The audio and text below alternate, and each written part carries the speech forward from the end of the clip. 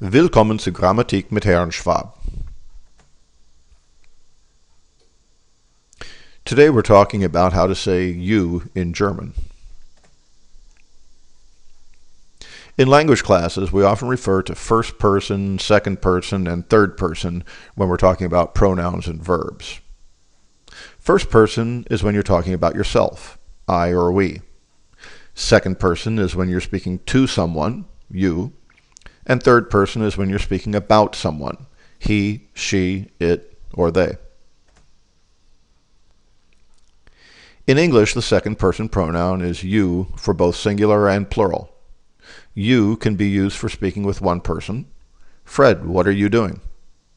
Or for speaking with more than one person. Fred and Anita, what are you doing? In German, there are different pronouns for second person singular and plural.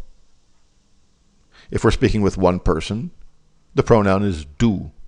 If we're speaking with more than one person, it's ihr. In German, there is a difference between talking to one person and talking to more than one person. Klaus, was magst du? Klaus und Anna, was magt ihr?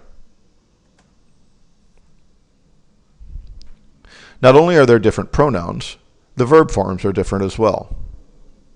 Du magst and ihr macht. Some more examples. Du fährst for one person, but for more than one person, ihr fahrt. Du siehst, ihr seht.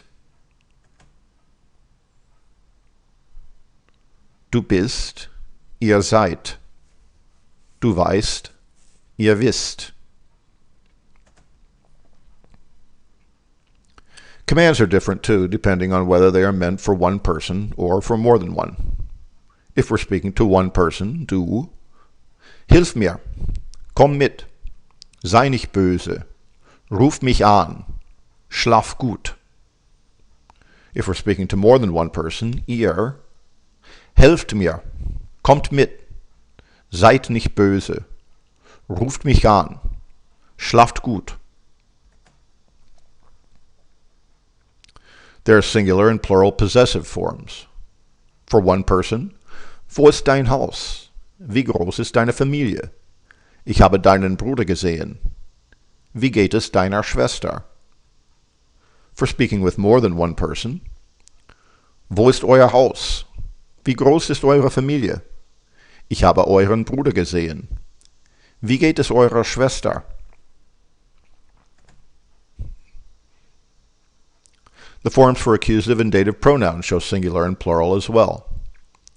Ich habe dich gestern nicht gesehen. Kann ich dir helfen? Ich habe euch gestern nicht gesehen. Kann ich euch helfen? The du and ihr forms are informal. In general, they are used with family members or people that one knows on a first-name basis. German also has a more formal way of addressing another person. The third word for you in German is Sie, and it's always capitalized. Herr Meier, was machen Sie? The verb forms for Sie are relatively easy. Sie machen, fahren, sehen, sind, wissen. The possessive form and the object pronouns are always capitalized.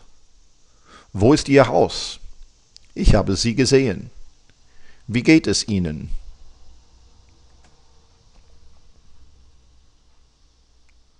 It is important to keep these different forms of address in mind. Using du to a teacher or a business acquaintance can seem quite rude. On the other hand, using Sie to a friend or family member would seem distant or cold, and mixing du and ihr can make it confusing as to just who it is you're talking to.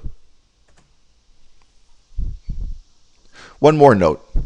Sometimes the English you doesn't refer to anyone specific. What do you do when your car breaks down?